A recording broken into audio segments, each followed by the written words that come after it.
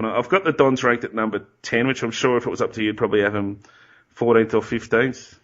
Oh, I think 10th is reasonably fair for Essendon. I mean, I was impressed by their last half, you could say, against St Kilda. I watched that half with I guess just a bit of eagerness to see the Hurd influence and Thompson influence at halftime, saying you're only 10 points down. Let's try and make a game of this.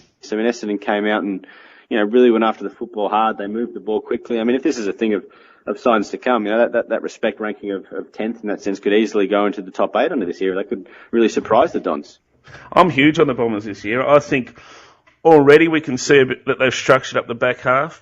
The Dons already, Thompson and Hurd, have structured that back half where they're prepared to move the ball laterally and move the ball backwards in order to go forwards, which is something under Knights they were just terrible. They would just try and balk the opponent. They'd run themselves around in circles trying to beat their opponent. I mean, that little bit of structure to the back line, they've simplified the game plan.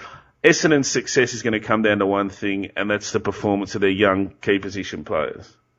If their young key position players can't deliver at both ends of the ground, Essendon are going to struggle. They could finish as low as 14th or 15th. If their young key position players, Gumbleton, Hurley, I guess Neagle is out of favour with this guy. What was his name, the guy the other night? The Italian name? Cramery, Stuart Cramery. That's not Italian, is it? Stuart Cramery. Oh, well, it ends in a vowel. So it's a chance. Stuart Cramery, I mean, he looked really good above his shoulders, good upper body strength, not that great below his knees, but Neagle may be on the outer. He's another rookie-listed player, is Neagle. But if they're young key position players, you Tate Pears, Darcy Danaher, whoever... Lovett's got to stand up. Lovett looked very good the other night. He's got to play a consistent year for once. I love it, Murray. I thought he was okay last year. He's an okay player, but I think the simplified game plan is going to help a lot of guys, such as Lovett Murray. They're not being asked to constantly outrun their opponent, constantly work under pressure. I mean, they're just going to structure it. They're going to kick long to their key forwards. They're going to set up. They've already got a zone going, much the same. This forward pressure everyone's calling it, which is just a zone the same as what Hawthorn did, similar to what Adelaide did, similar to what Sheedy did in 2000. There's just more players in the zone. And it's going to come down to can their key forwards take the marks and kick the goals?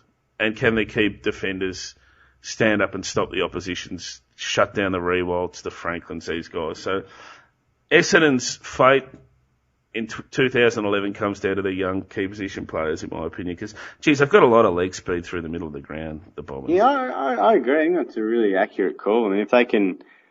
and especially with the Hurd and Thompson influence, let's not forget if those names you've mentioned can, be counted, and not to forget the old Brigade and Fletcher holding that, firm backline, I guess, is, Essendon could easily sneak into the 8, really. That's what I see. Well, that's why I've got them at 10th, and I think it's going to depend. One of those guys, Gumbleton or Hurley, is going to need to stand up and become a dominant key forward.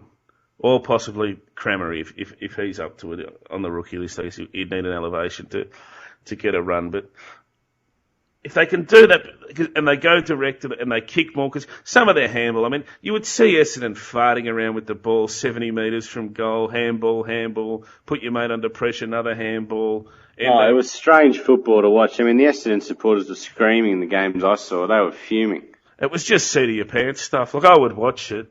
And I remember some of those games against Carlton. So they were some of the best games of football of the last 3 years, those Essendon-Carlton games. But you were thinking, if you're an Essendon supporter, you would have your heart in your mouth. I mean, there's 3 guys standing within 4 square metres of each other, and there's 4 possessions have just been handballed, fired back and forth between them. Each time the opposition's edge